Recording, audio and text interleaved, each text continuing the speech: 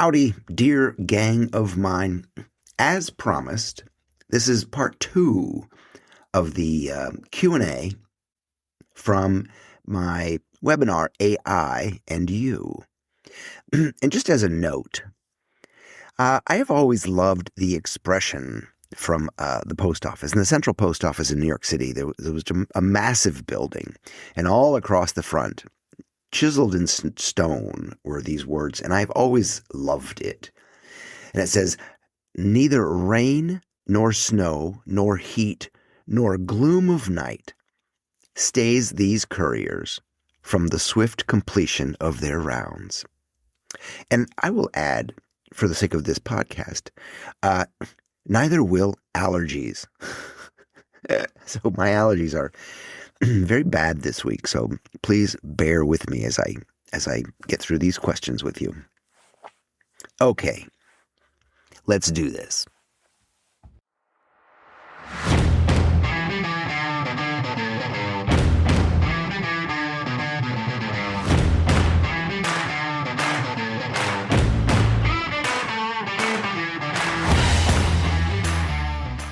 The first question comes from my friend Glenn from the UK. And Glenn says, how can we convince AI adopters to stand up for young people and not be seduced by the bandwagon? People have asked my students to spend 2 hours a day practicing writing prompts.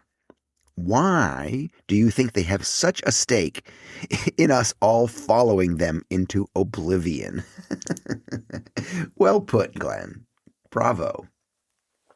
And as I see it, the push to jump on the AI bandwagon has many parts, probably. But I think there are 2 big ones, and I'll start with number 2. And that is because AI is not a stable business model. As a whole, it has not proved its profitability. And the investors, like all the celebrities who are telling us, "Ooh, you got to learn this or get left behind," they have a big stake in pushing the hype. I think that's a big duh right there, right? Some people got to make money. And their reasoning goes like this. "Here, drink this poison because I make $1 every time one of you dies." But I think the number one reason, and this is the real push, all these big data centers are not data centers. They are surveillance centers. Call it what it is. We are living in George Orwell's novel. And that hurts my heart to even say it. So, now about the business of prompting. I've heard business gurus like Gary Vaynerchuk, or Gary V, as he says, say that there's a promising new career in the future as an AI prompt writer. And yes, that would work well for those who want the full experience of life in hell. So please, instead of diving deep into your born skills, into your natural curiosity and creativity, and working towards getting paid for that, sure, forget all that. There's money in being a robot's assistant. Go get it. It's the same way for creatives for centuries. You know, we've been distracted by uncreative bullies who tell us to learn this job that you have, quite frankly, zero interest in, by the way. Sit behind a desk in a cubicle under shitty lighting merely because it pays your rent, right? Just so you can make your landlord happy. I am in constant amazement at the lack of kind and generous and helpful support for people who want to follow their creative urges. Now, about writing and about the advice your students get about writing prompts. The key to writing good prompts, if you really want to know, is to not be yourself. Let me explain. When writing prompts, we often unconsciously put our own fear or our own hesitancy into our questioning. And what I mean is that we will write like a messy human. And this will skew AI results towards your own established biases, which makes AI default to people pleasing or confirming your pre-existing views. But if you were to ask a friend the same question in the same tone, your friend would be able to ignore or see through your fear and come from a more caring and human and helpful place. AI only uses what you give it, partially because AI ain't your friend. It cannot see through your anxiety or concerns. It only mirrors them back. So learning to write good prompts means learning to write in a neutral language. And does that sound like a healthy thing to teach a kid to do? And, for 2 hours a day, no less. So yeah, teach your kids to ignore any advice. So we all have to learn to write and to speak and to create from the heart. We need to find our voice and let it flow and act freely on it. We need to learn who we are and accept that and come from that place and not conform to what a fucking machine needs. And as for your students, yes, write for 2 hours, please, but write for meaning. Write for love. Write for the sheer fun of it. Learning to write well and communicating your thoughts and opinions is incredibly important for any creative soul. We need to learn to express our ideas on paper so that others can understand us. Or not. Let's not forget that we are not people pleasers, and we and our crafts are not for everyone. We're just for the sexy people. So do not learn to write what you think a machine or even others want from you. Write like a crazy person. Write like someone dying to be heard, because that's who you are. And read. Read everything. Reading is how we become better writers, by listening to others and how they communicate. Read Ursula Le Guin to understand feminism, anarchy, gender, power, and ecology. Read Charles Bukowski so you know what a madman sounds like. Read the poet E. E. Cummings to learn how to break all the fucking rules. Read Anthony Bourdain to know what the truth sounds like. And please read Margaret Atwood. Just read Margaret Atwood. Reading is a huge part of becoming a good writer. So encourage your students to read. Glenn, your gut is correct. And as Pink Floyd says, leave them kids alone. Let them be kids without any concern of AI or how it works or how to placate the communal brain. Next question comes from Tom, and Tom says, "Hi, James." Hi, Tom. He says, somehow quick and easy consuming of short texts, short podcasts, etc., seem to be a reflection of our diminishing attention span. Important insights need time and room for the thoughts to move and slowly develop. Could you say something on the notion of long-form, deep immersion and keeping up our attention? Thanks. Tom, you are correct. And if you can't pay attention, you can't learn. And that's the problem today, because we can't pay attention. And our kids are getting that addiction as well. And the quick and easy that social media and now AI offers is both a trap and an invitation to both cognitive decline and cognitive surrender. We are giving up, willfully giving up our critical thinking and believing that what AI gives us is valid and true. The best way to ensure your own success and longevity in your career is to fuck what society is doing and ignore what lazy and cheap designers are doing. And as far as the notion of long form, deep immersion, and keeping up your attention, see my previous answer about reading. Next question comes from Mark. And Mark says, social media is so full of AI junk. What are the alternative places and spaces to get your creative output into the world in a way that can be seen past the noise? Is there some mechanism from back in the day we can reclaim? Back in the day.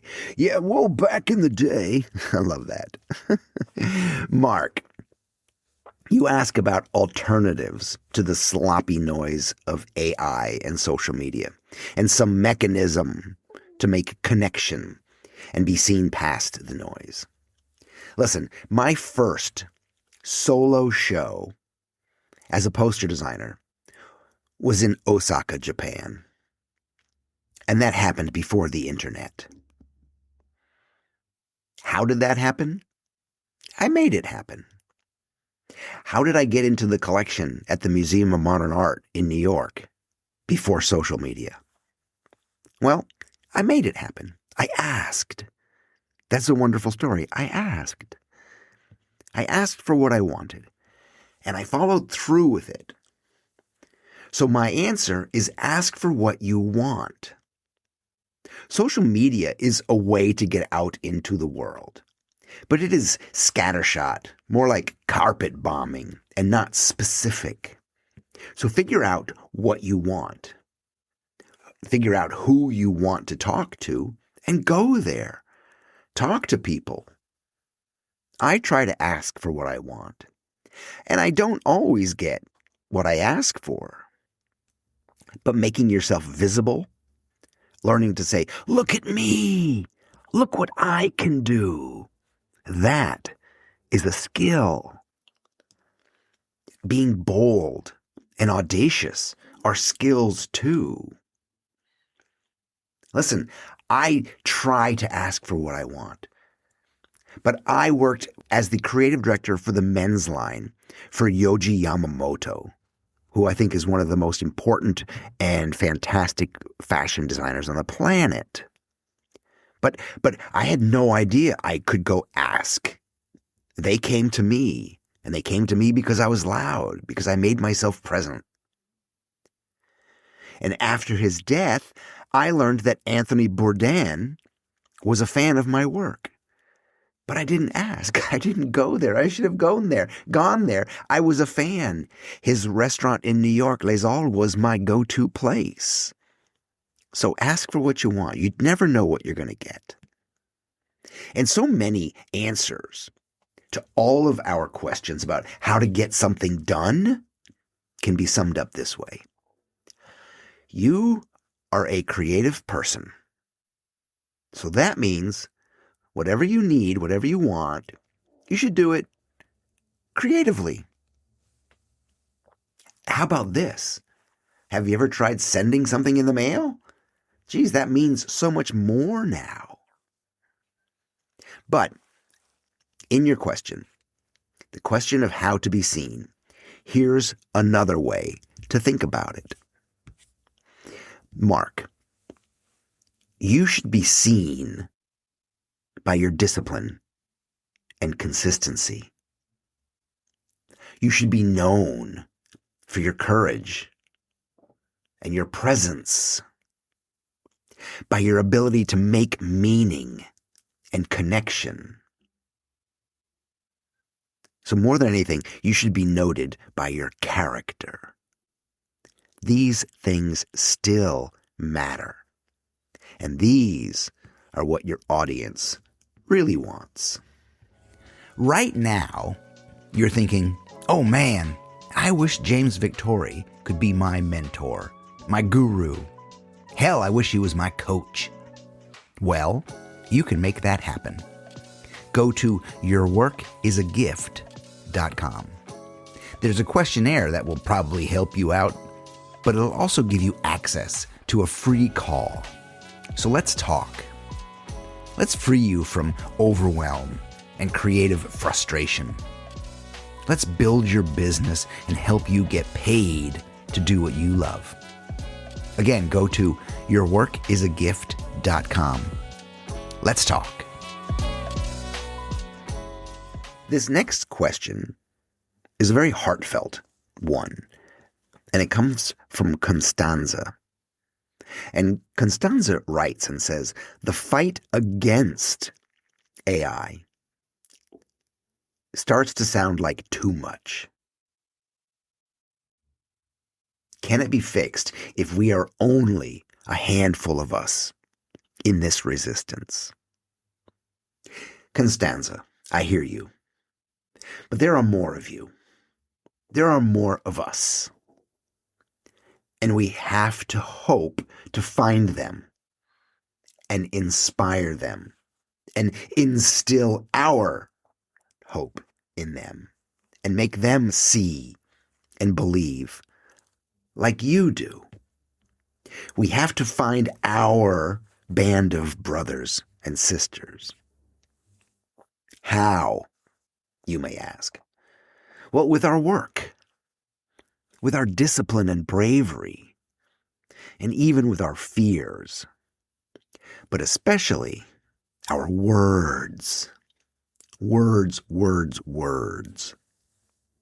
This entire second half of questions is almost all about words and how we use them to raise the bar for ourselves and others. And your question, Constanza, inspires me to share this from William Shakespeare. It's one of my favorite uses of words. I have a few types of books that I collect, but one is speeches. I love famous speeches. And I always love to move forward by going backwards. And Shakespeare used an historical moment as a centerpiece for his play Henry V. And in it, there's a beautiful speech. Let me set the scene a little bit for you. In the year 1415, during the 100 Years' War, the English army was stranded in northern France, facing what would be called the Battle of Agincourt. The English are battle-weary and exhausted, and facing a fresh French army that outnumbers them 5-1. And this is a true story. And in this scene, there is a famous speech, a famous rallying cry delivered by King Henry to his army on the morning of the battle. It is called the St. Crispin's Day speech. I have excerpted it here for you. I've shortened it a tiny bit. And please bear with me, because this is Shakespeare and I have allergies. So let me set the scene for you.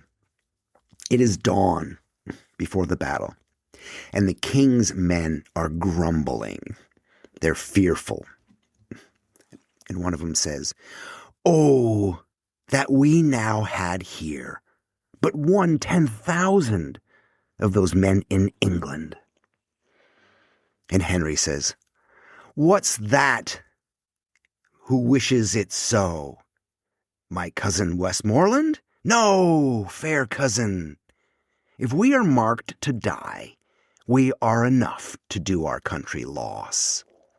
And if to live, the fewer men, the greater share of honor. God's will, I pray thee, wish not one more man. Brother, proclaim it, Westmoreland, through my host, that he which hath no stomach to this fight, let him depart. His passport shall be made, and crowns for convoy put into his purse. We would not die in that man's company that fears his fellowship to die with us. This day is called the Feast of Crispian. He that outlives this day and comes safe home will stand at tiptoe when the day is named, and rouse him at the name of Crispian. He that shall see this day and live old age will yearly on the vigil feast his neighbors and say, tomorrow is St. Crispin's. And then he will strip his sleeves and show his scars and say, these wounds I had on Crispin's day. This story shall the good man teach his son. And Crispian shall never go by from this day to the ending of the world, but we in it shall be remembered. We few, we happy few, we band of brothers.